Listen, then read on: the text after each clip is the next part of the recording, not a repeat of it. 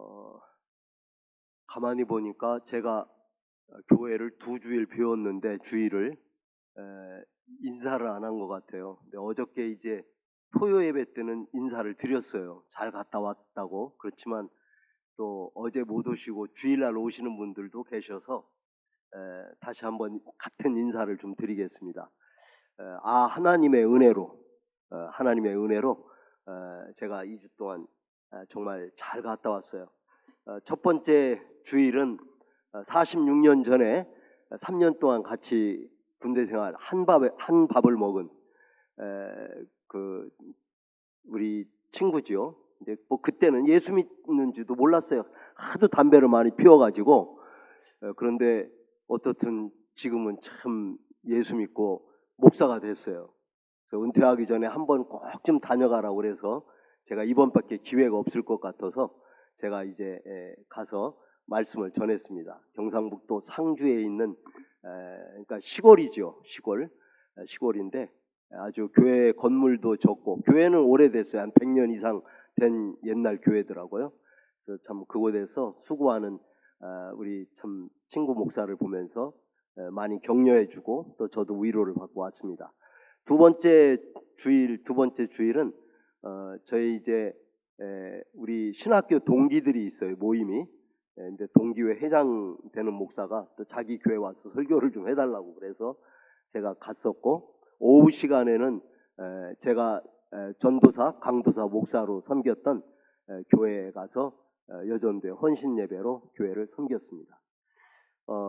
하나님의 은혜 가운데 참 이렇게 잘 마쳤어요.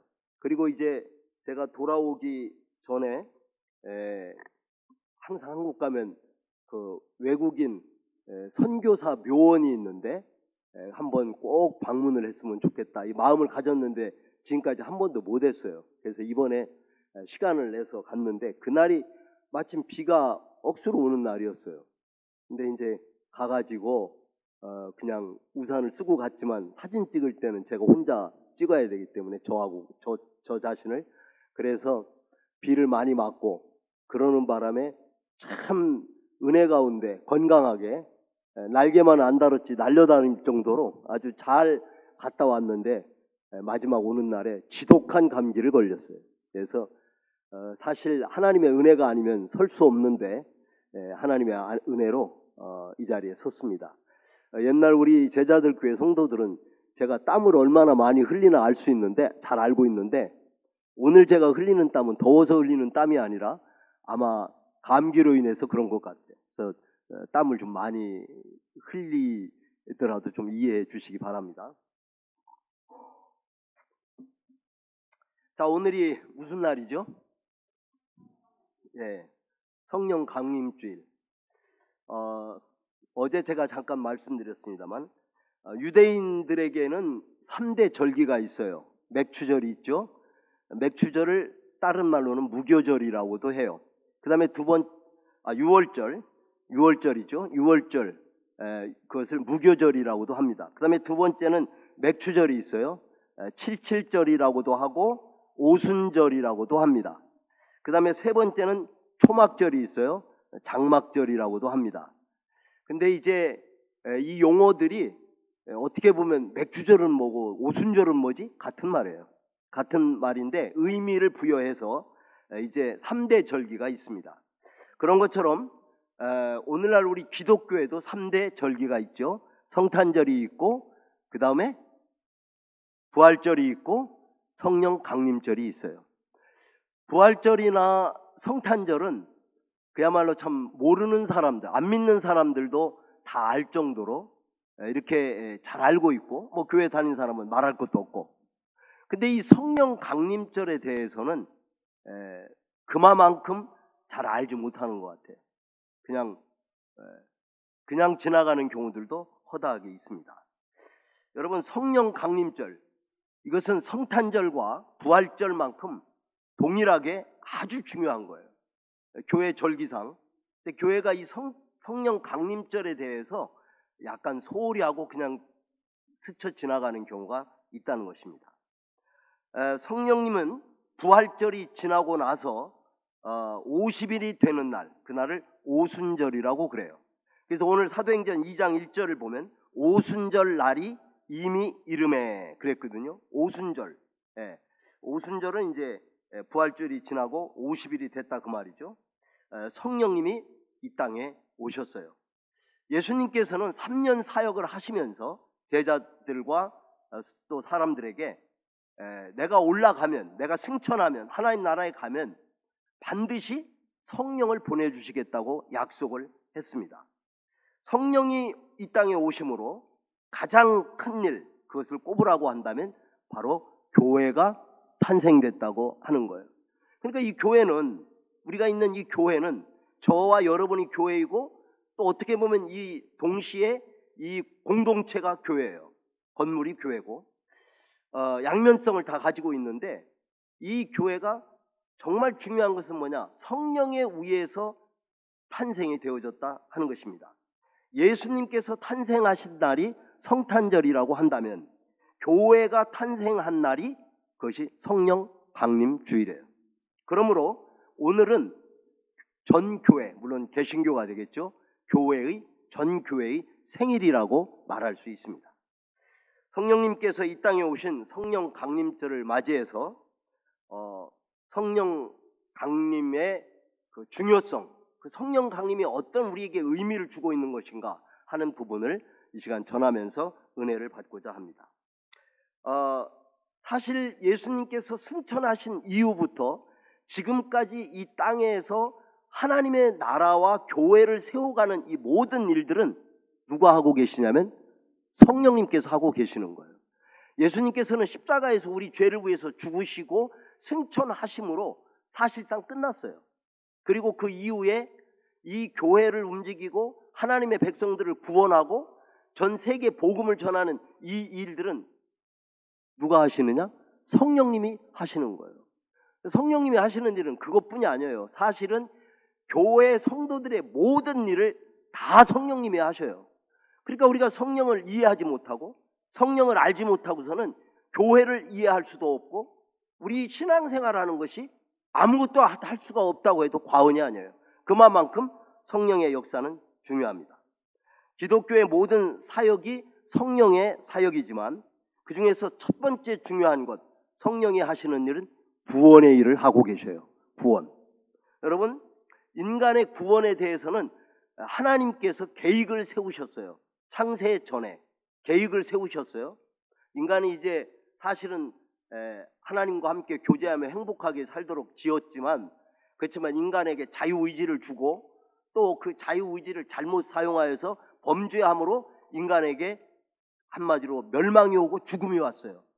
그랬을 때 하나님께서는 예수 그리스도를 통해서 우리 인간을 구원하시고자 하는 구원의 일을 하셨는데, 바로 예수님의 십자가의 죽음을 통해서 이 땅에 보내시고 그리고 구원을 완성을 하셨어요.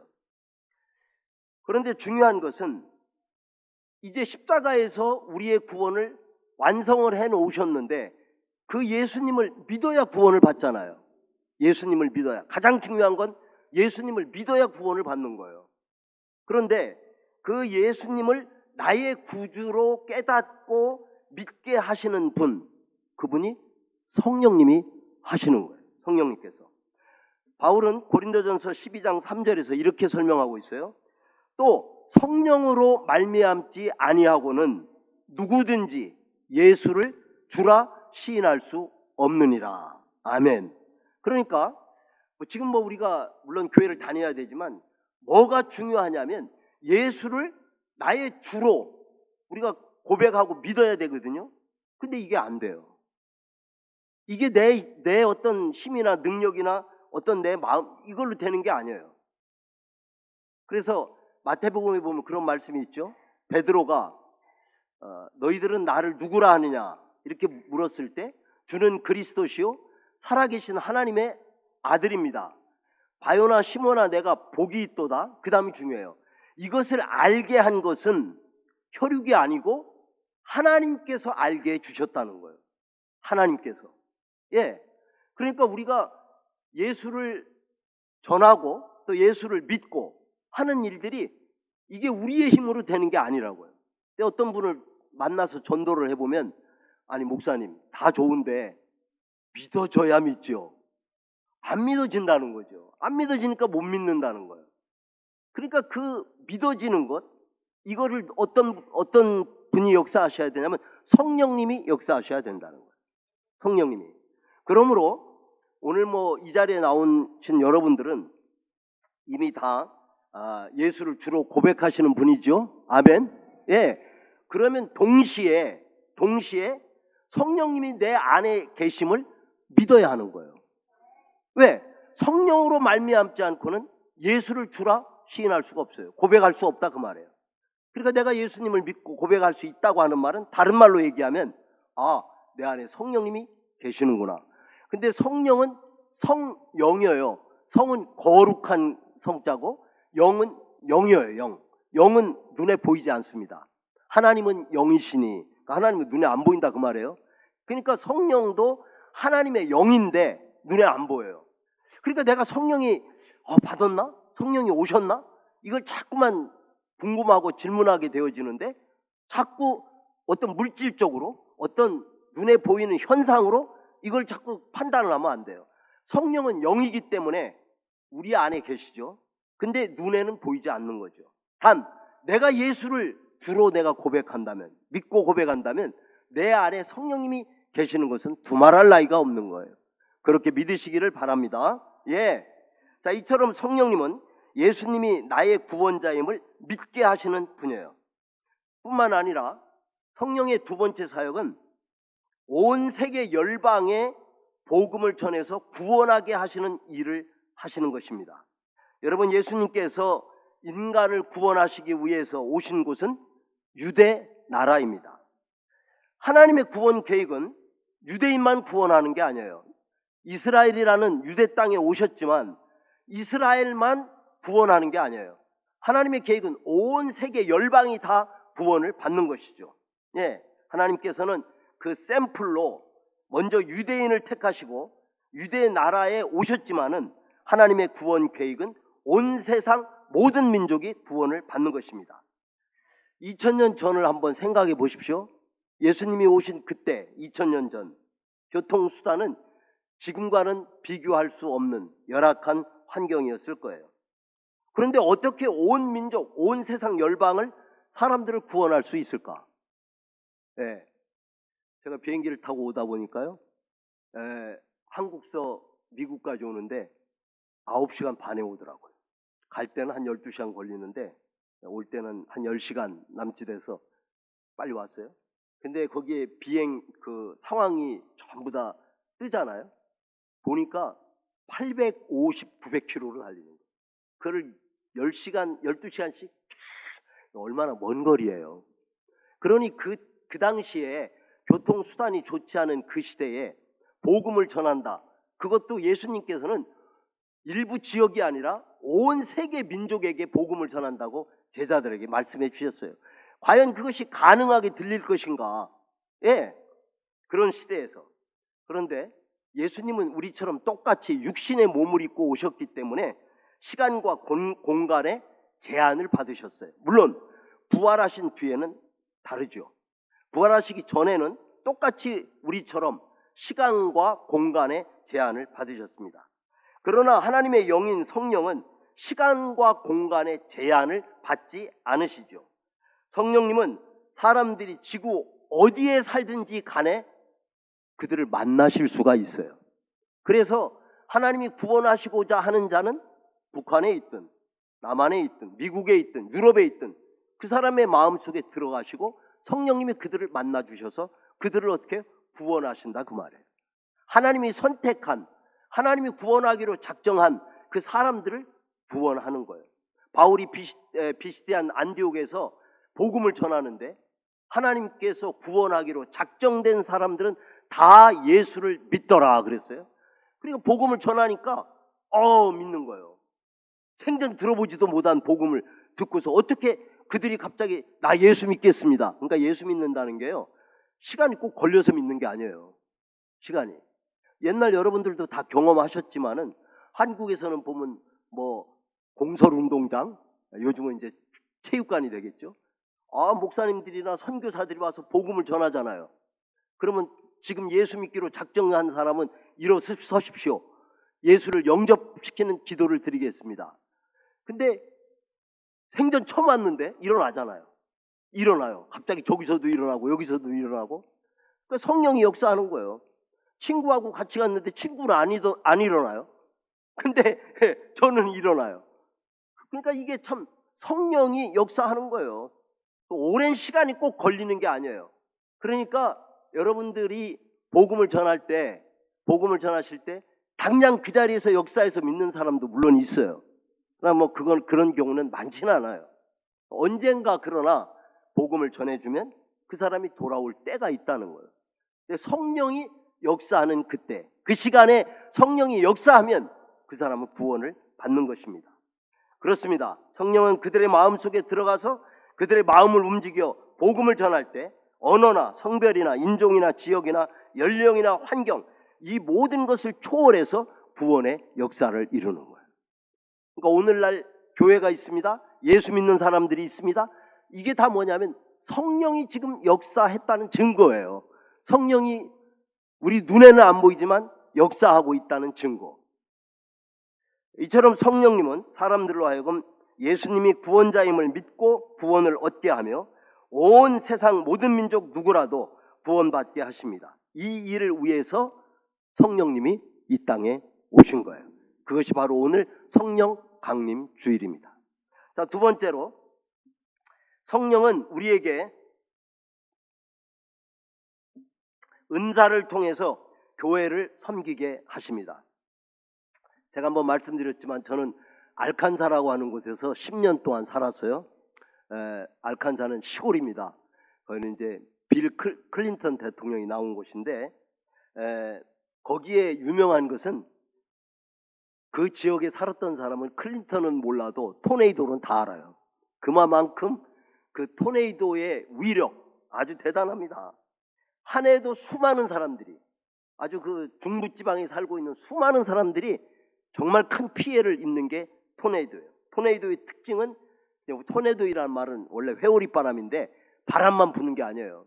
바람만 부는 게 아니라 거기에 뭐 우박이라든가 또는 강풍이라든가 또는 아주 그냥 홍수, 비, 엄청난 양의 비 이것이 같이 동반돼서 가는 거예요. 그래서 굉장히 무서운 건데 토네이도에도 A, B, C, D가 있어요. A급의 토네이도는요 마일수로 한 500마일 지역을 휩쓸고 지나갑니다. 500마일이면 여기서 LA가 몇 마일이죠? 네, 한 350마일, 400마일. 그 생각을 해보세요. 여기서부터 거기까지 그 지역을 토네이도가 지나가는데 근데 다 그런 건 아니고 거기에 토네이도의 핵심이 있어요. 코어, 핵심 부분. 여기에 부딪히면요 다 날아가요. 그냥 뭐 남는 게 없습니다. 그 정도로 강력하다는 거죠. 그 얘기를 하려고 하는 게 아니라 성령을 얘기하려고 하는 거예요. 성령님도 마찬가지예요. 성령이 뭐냐? 성령은 능력이에요. 능력입니다. 사도행전 1장 8절에 보면 오직 성령이 너희에게 임하시면 너희가 권능을 받고, 이 권능이 헬라어로는 뭐로 되어 있냐면 다이나마이트로 되어 있어요. 다이나마이트. 이게 능력이에요. 폭발하는 엄청난 폭발. 이게 성령이라는 거예요. 그러니까 성령이 임하면 아주 토네도처럼 아주 강력한 큰 힘과 능력이 나타나죠. 자, 우선 성령이 임하면 첫 번째가 뭐냐면 우리 죄를 깨닫게 한다는 거예요. 사도행전 2장 37절을 보면 베드로가 성령이 충만해서 하나님 말씀을 전했어요. 그런데 그들에게 성령이 임했다는 거죠. 사도행전 2장 37절을 보면 그들이 이 말을 듣고 마음에 찔려 베드로와 다른 사도들에게 물어 이르되 형제들아 우리가 어찌할꼬 What shall we do? 우리가 어찌할꼬 하거늘. 그러니까 그 얘기는 뭐냐면 자기들이 죄를 알지 못했는데 성령이 임하니까 내가 죄인이구나. 우리가 이렇게 일반적으로 짓는 죄도 죄지요. 그것도 죄예요. 그러나 그런 윤리적이고 도덕적인 죄가 아니라 근본적으로 죄인이구나 하는 것을 깨닫게 된다는 거예요. 저도 고등학교 1학년 때 성령을 체험하면서 그냥 사람이 이 코에서 나오는 콧물이 이렇게 많은가? 눈에서 나오는 눈물이 이렇게 많은가? 양동이로 그냥 할 정도로 야, 이게 사람 몸이 참 묘하더라고요. 이렇게 눈물 콧물이 쏟아지더라고요. 그러면서 그때 무슨 뭐 아직 인생 크게 살지도 않았는데 무슨 죄를 그렇게 많이 졌겠어요. 그런데 그 죄를 회개하는데 정말 많아요. 이 안에 그냥 엄청난 죄를 회개하게 되더라고요. 성령이 임하면요, 누구든지 동일해요. 죄를 회개하지 않고서는 하나님의 나라가 이룰 수 없어요. 회개하라, 천국이 가까웠느니라. 이 말은 회개하는 자에게 하나님의 나라, 천국이 임한다는 거죠. 성령이 임하면 뭐예요? 첫 번째로 내가 죄인이구나. 이 죄를 깨닫게 된다는 거죠. 그 다음에 두 번째로는 성령이 임하면 예수 그리스도가 우리의 하나님의 의가 되시는 분인 것을 깨닫게 해줍니다. 하나님의 의, 이게 중요해요. 중요한 단어예요. 내 의가 있고 하나님의 의가 있어요. 그러니까 내 자신의 의로움. 다 사람들은 자신이 의롭다고 생각을 해요. 그런데 그 자신의 의롭다고 생각하는 것으로는 구원받을 수 없다고 말해요. 내 의, 내 공로 또는 내 노력 이런 것으로 말미암아 우리가 의로워질 수가 없어요. 하나님의 의로만 천국을 갈 수 있는데 그 하나님의 의가 뭐냐? 예수 그리스도가 하나님의 의라고 하는 거예요. 예수 그리스도가. 그 예수 그리스도를 믿음으로 우리가 구원을 받게 되는 것이죠. 예. 뿐만 아니라 성령이 우리 가운데 임하시면 성경이 깨달아진다고 하는 거예요. 그래서 옛날에 뭐 저희 어머니도 이제 재작년에 돌아가셨지만 국민학교도 안 나오신 분이에요. 근데 어느 날 보니까 성경을 읽고 있더라고요. 그래서 나는 그냥 폼으로 성경을, 왜냐하면 기억력을 못 읽으셨으니까. 그래서 성경을 이렇게 펴놓고 이렇게 쳐다보는가 보다 그랬는데 성경을 읽으시더라니까요. 이야, 지금도 이해가 안 돼요. 어떻게 갖고 내가 기억력은 뭐 어디 가서 학교에서 배운 것도 아닌데. 근데 그것보다 더 중요한 게 있어요. 더 중요한 게. 성경을요, 저보다, 물론 제가 그때는 목사 되기 전이죠.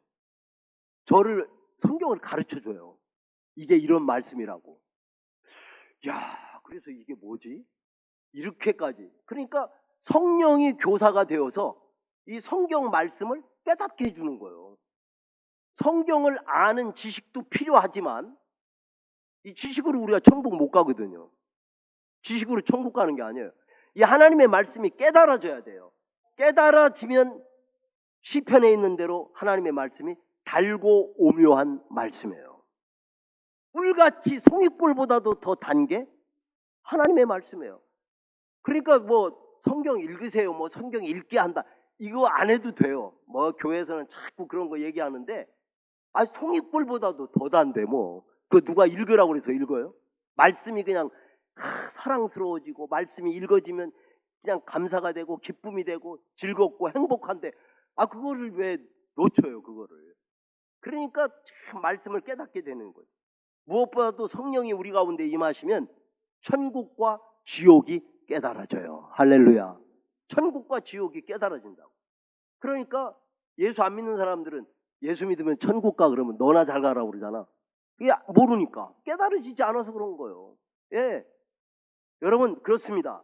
우리가 성령이 우리 안에 오면 천국이 있는 것과 지옥이 있는 게 확실하게 보여지는 거예요. 그래서 우리는 죽음이 와도 두렵지 않아요. 아멘. 예.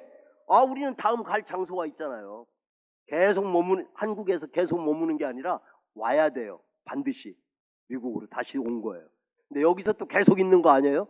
그 다음에는 천국으로 가는 거예요. 이 삼국이더라고. 한국, 미국, 천국. 이게 참 의미가 있어요, 보니까. 예. 그래서 우리가 참 이제 천국을 우리가 가게 되는 거죠. 예.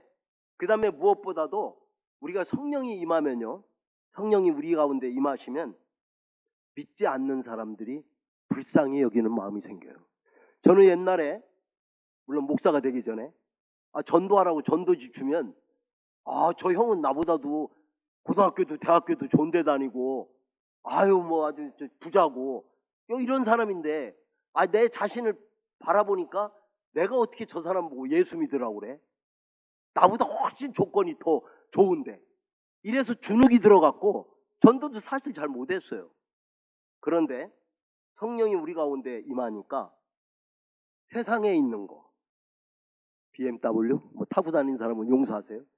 그런 게 중요한 게 아니에요. 큰 저택, 그게 중요한 게 아니에요. 그런 게 중요한 게 아니에요. 예수 믿지 않는 영혼. 여기서 큰 저택에서 살고 잘 먹고 잘 사는 거 제가 여러 번 얘기했잖아요. 많아야 100년이에요. 100년. 100년 두고 특별한 사람이 100년이에요. 그러니까 그 이후의 삶에 대해서 영원히 있어야 될 세상 삶이거든요. 근데 우리가 이 성령이 우리 가운데 오시면은 안 믿는 사람들이 그렇게 불쌍히 여겨지는 거예요. 불쌍한 거예요. 그 영혼이 불쌍한 거예요. 그래서 그들에게 예수 그리스도를 전하게 되는 것이죠.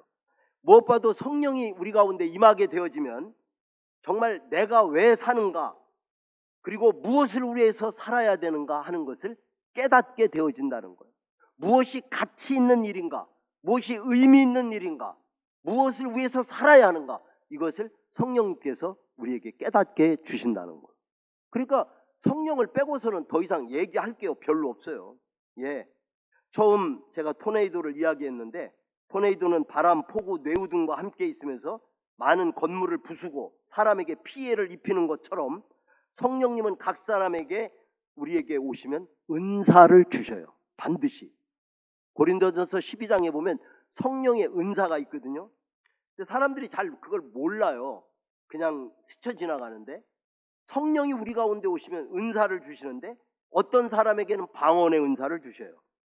방언의 은사는 이제 오랫동안 좀 기도하는 건데, 쉽게 말하면 어떤 사람은 그러더라고요. 목사님, 나는 참 기도를 많이 했는데 방언은 못해요. 우리 교회 성도님들 가운데 방언하시는 분들이 여러 분 계시더라고요. 근데 왜 나는 왜 방언을 못할까? 예. 근데 그거는요, 여러분 너무 낙심할 거 없어요.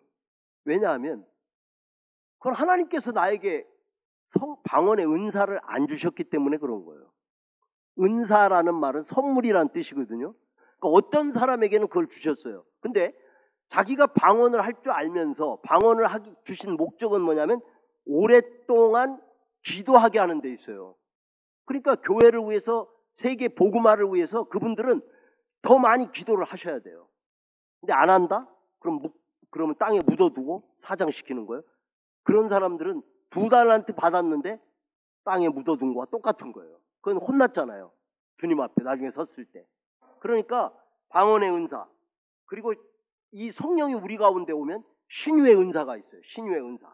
예. 교회 안에는 몸이 연약한 분들이 있잖아요. 그래서 그분들을 위해서 기도해 주는 거예요. 근데 특별히 그냥 아무나 기도해서 낫는 게 아니고 신유의 은사가 있는 분이 있어요. 예. 이건 뭐 목사만 있는 게 아니에요. 근데 그분들은 기도하면 성령의 역사하심으로 치유가 되는 경우가 있습니다. 저는 뭐 지금도 기억하는데, 제가 알칸사에서 목회를 할 때 세상에서 조금 놀던 사람이에요. 근데 이제 교회를 왔어. 교회를 왔는데 오랫동안 다리를 다쳤다고 그래서 발목이 뭐 어떻게. 근데 기도를 목사님이 해줘갖고 나으면 내가 교회를 다니고 안 났으면 교회를 안 다닌다는 거예요. 근데 기도를 좀 해달라는 거예요. 야, 갈등이 생기대요. 이거 기도했다가 안 났으면 어떡하지? 예.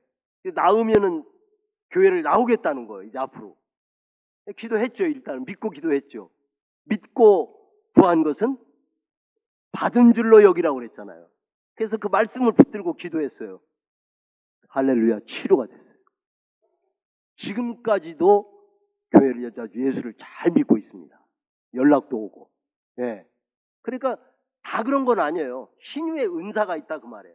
그래서 기도하면 치료되는 경우가 있어요. 또 지혜나 지식의 은사가 있어요.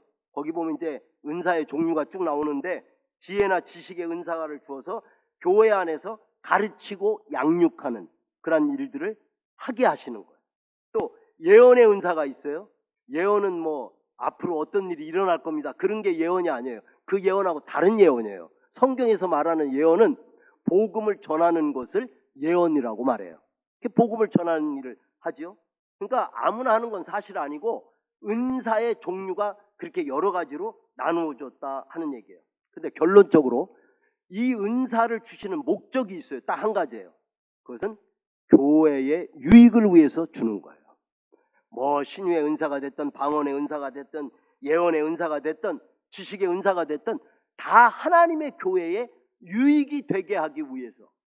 그러니까 여러분들이 뭐 은사가 각자 다를 수 있는데 어떤 은사를 받으셨든지 간에 그 은사를 따라서 교회를 섬기시고, 그것이 항상 생각할 건 뭐냐면 내가 이렇게 하는 것이 교회에 유익이 되느냐 하는 것을 먼저 생각하셔야 돼요. 그렇지 않으면 안 돼요. 교회에 문제가 생기거나 교회가 어려움이 생기거나 그러면 그것은 성령이 아니라 악령일 수가 있어요. 그러니까 항상 한 가지, 내가 이렇게 함으로 교회가 유익이 된다. 그렇습니다. 교회를 사랑하고 교회의 질서에 순종하고 교회에 헌신하고 봉사하고 충성하게 해서 하나님의 교회를 잘 세워가는 일을 하게 하셔요. 여러분, 은사를 발견하셔서, 은사는 뭐냐면 내가 이거 하면 기쁜 것, 내가 이거 하면 좋아하는 것, 그게 각자가 있어요. 그걸 따라서 교회 봉사를 하심으로 하나님께 영광 돌리시기를 주의 이름으로 축원합니다. 마지막 세 번째, 성령은 복음을 전하는 일을 하게 하십니다. 성령 받은 자들은 공통적인 특징이 있어요. 그것은 복음을 전하는 일이에요. 그렇죠? 자, 120명이 마가의 다락방에서 성령을 받았어요. 그들이 결국은 그들의 위에서 복음이 전해졌습니다. 초대교회 성도들이 한 일은, 그들이 이제 예루살렘 교회에 핍박이 왔어요. 그러자 사마리아로 이동했어요. 그 핍박을 피해서 사마리아로 갔죠. 사마리아에서 한 일이 뭐냐? 복음을 전하는 일이었어요. 복음을 전하는 일. 그들은 계속해서 복음을 전했어요. 이 복음은 아시아를 거쳐 로마로, 그 다음에 유럽으로, 그 다음에 미국으로, 그 다음에 한국으로 이 복음이 전해지게 된 겁니다. 120명의 성령 받은 자들이 결국은 유럽을 탄생시켰고, 유럽에서 성령을 받은 자들에 의해서 영국과 미국이라는 나라가 탄생하게 되어졌고, 그리고 영국과 미국에서 성령 받은 사람들이 아시아와 한국에서 복음을 전하게 된 거예요. 제가 이번에 양화진에 외국인 그 묘원을 가서 참 보니까 한 70명에서 한 100명 정도의 그 묘지가 섹션별로 이렇게 나눠져서 있더라고요. 거기에 우리가 잘 아는 아펜젤러, 언더우드, 그 다음에 그들의 자녀들까지, 패밀리들 여기 와서 이제 다 그분들에 의해서 우리에게 복음이 전해지는 거예요. 어떤 사람은 뭐 30대 초반에, 그 당시는 이제 질병 걸리면 잘못하면 죽으니까 병으로 죽고 사고로 죽고 여러 가지로 해서 젊은 나이에 죽은 사람들도 있고, 하여튼 여러 종류의 사람들이 그 양화는 그 묘지에 있는 것을 보았습니다. 그분들 한 분 한 분들을 이름을 보면서 뭐 아는 분보다는 모르는 분들이 더 많았는데, 참 모르지만 그래도 그분들이 거기 다 적어놨더라고요. 어떻게 복음을 전했는가 하는 것을 적어놨는데 참 눈물이 나고 참 감동 어린 그런 광경이었어요. 여러분, 그렇습니다. 그 선교사들이 정말 내놓으라고 하는 그런 환경과 그렇게 공부를 많이 한 그 당시의 사람들이었어요. 정말 아주 우수한 사람들이었어요. 그 사람들이 앞이 보이지 않는 깜깜한 조선 땅에 와서 그들의 생애를 복음을 전하며 그렇게 했을 때 정말 지금 오늘날 한국이라는 나라가 참 이렇게 세계에서 잘 사는, 어제도 제가 이야기를 했지만 한국에는 엄청난 교회가 있어요. 엄청난 교회가 있는데 이건 정말 하나님의 축복이라고 밖에 설명할 수가 없어요. 하나님의 은혜이고 하나님의 축복이에요. 그렇습니다. 결국 이러한 놀라운 일들은 마가의 다락방에서 성령 받은 자들이 만들어낸 작품이라고 할 수 있습니다. 예수님께서는 이 말씀을 하셨어요. 요한복음 14장 12절에 보니까 내가 진실로 너희에게 이르노니 나를 믿는 자는 내가 하는 일을 그도 할 것이요 또한 그보다 큰 일도 행하리라. 그러니까 예수님이 행하신 일보다 더 큰 일을 할 수 있다는 거예요. 그렇죠? 예수님은 유대 땅에서만 복음을 전했지만 그 후에 예수 믿는 사람들은 우리 한국 사람들도 뭐 아프리카에 가서 유럽에 가서 복음을 전하잖아요. 얼마나 자랑스럽고 귀한 일인지 몰라요. 세계 도처에 없는 데가 없어요. 가서 정말 복음을 전하고 교회를 세우고 하나님의 사람들을 정말 구원하기로 작정된 사람들을 불러서 복음을 전하는 그 일들. 이 말씀은 오순절 제자들이 성령을 받고 행하실 복음 전파에 대해서 예언의 말씀으로 실제 성령 받은 자들에 의해서 그렇게 이루어졌다고 하는 것입니다. 성도 여러분, 이 세상에서 우리가 살아가면서 한 번의 인생인데 무엇이 가장 귀하고 가치가 있는 일인가? 그것은 바로 영혼을 구원하는 일입니다. 그 일은 우리가 복음을 전함으로써 이루어질 수 있는 일이죠. 그래서 주님은 우리에게 땅끝까지 만민에게 복음을 전하라고 하시는 사명을 주셨습니다. 우리가 어떻게 이 귀한 사명을 감당할 수가 있을까? 우리의 힘으로, 내 능력으로, 내 의지로, 내 지혜로 할 수 없어요. 그러나 성령이 우리 가운데 오시면 그 엄청난 일을, 그 귀한 일을 우리가 이룰 수가 있는 것입니다. 그래서 주님은 이 땅을 떠나시면서 우리에게 성령을 보내주신 것이고, 또 성령님이 이 땅에 오신 날이 바로 우리가 기억하면서 지키는 주일이 성령 강림 주일입니다. 오늘 이 아침에 다시 한번 여러분들이 성령님을 생각하시고 또 성령님을 사모하시고 성령님을 구하시고 구하는 자에게 성령을 주시지 않겠느냐. 누가복음 말씀에 구하는 자에게 성령을 주시지 않겠느냐. 이미 우리는 성령을 다 받았죠. 그런데 성령은 데살로니가 전서에 보면 소멸된다고 그랬어요. 우리가 죄를 짓거나 세상 속에 살아가면서 성령이 자꾸 소멸되어져요. 그러니까 성령이 충만해야 되거든요. 술 취하지 말라 이는 방탕하는 것이니 오직 성령의 충만을 받으라 말씀하고 있습니다. 성령을 사모하시고 성령을 구하시고 성령을 기다리시고 성령 충만할 수 있기를 주의 이름으로 축복합니다. 우리 주님이 주신 복음 전파의 사명, 우리 지난번 박 목사님이 그 말씀하셨어요. 여러 명 할 것 아니라 금년에 한 명이 한 사람씩. 금년에 한 명이 몇 사람이요? 한 사람. 네, 내가 목표를 정하고 그렇지. 내가 성령 받은 사람이고 내가 주님의 제자인데 한 명은 해야지. 여러분들 생각이라도 하셔야 돼. 그리고 목표를 정하고 그 일을 위해서 기도하시고 그 영혼을 주님 앞에 인도하는. 여러분, 저는 이 말씀이 참 너무나도 아름답고 복된 말씀인데, 죄인 한 명이 회개하여 하나님께 돌아오면 천국에서 이미 구원받은 사람들이 있는 의인 99명 때문에 기뻐하는 것보다 더 기뻐한다는 거예요. 그러니까 우리가 이 일을 해야 되지 않겠어요? 하나님이 기뻐하시는 일이 여러 가지가 물론 있지만 가장 중요한 것은 영혼 구원입니다. 우리가 다 성령 받은 자들로서 이 귀한 사명을 감당해서 하나님의 기쁨을 되는 저와 여러분 되기를 주의 이름으로 축원합니다. 기도하겠습니다. 하나님 아버지, 성령님을 보내주신 것을 감사합니다. 우리 모두가 성령 충만해서 주님의 증인으로 살 수 있도록 하나님 축복하여 주시옵소서. 우리 주 예수 그리스도의 이름으로 기도하옵나이다. 아멘. 네, 이 시간 우리 찬송가 189장 부르시면서 헌금 드리겠습니다.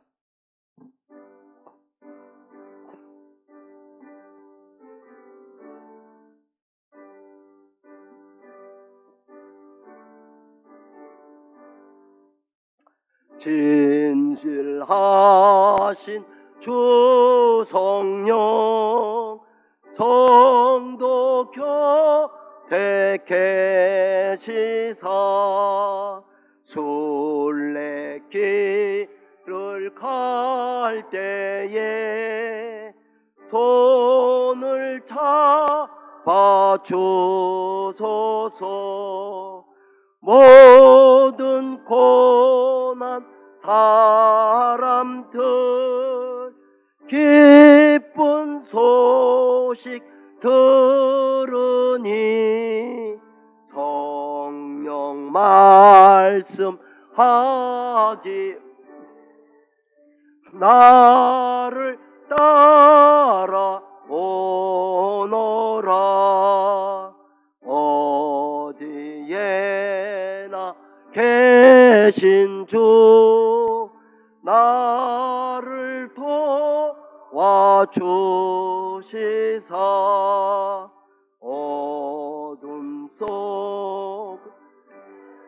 헤맬 때로 두지 마소서. 풍랑심이 이로 소망 끊어질 때에 성령 말씀하기를 나를 따라 오너라.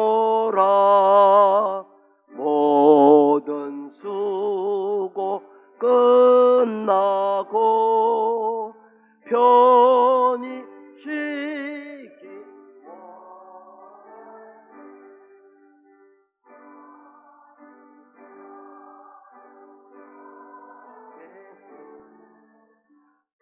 참된 위로 없도다. 주만 의징하고서 요단 강을 건널 때 성령 말씀하기를 나를 따라 오너라.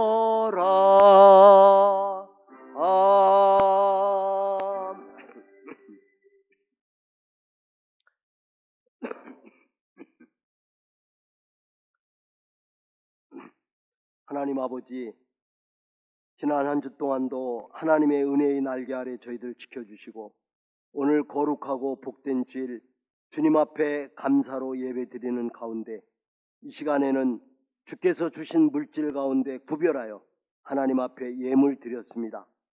11조 예물, 감사헌금, 주일헌금, 선교헌금 등 여러 모양으로 하나님 앞에 준비하여 믿음으로 최선을 다하여 드렸사오니 드린 손길들을 기억하시고 저들에게 복을 주시며 특별히 이 물질을 주님께서 받아 주옵시고 우리 실리콘밸리 샬롬 교회와 또 이 땅에 하나님의 나라를 세워가는 일에 귀하게 사용되어질 수 있도록 하나님 축복해 주시옵소서. 우리 온 성도들 한 주 동안도 주님의 날개 아래 지켜주시고 특별히 육신이 연약하신 분들, 연로하신 분들 항상 주 안에서 강건케 하여 주옵소서. 지금은 우리 주 예수 그리스도의 은혜와 하나님 우리 아버지의 넓고 넓은 측량할 수 없는 사랑하심과 성령님의 감동하심과 교통하심과 위로하심과 충만케 하시는 역사하심이 성령 강림절을 맞으며 성령을 보내주신 것을 감사하며 또 성령께서 행하시는 대로 순종하여 살아가기로 결단하는 사랑하는 주의 성도들 심령 위에 이제로부터 영원토록 함께 있을지어다. 아멘.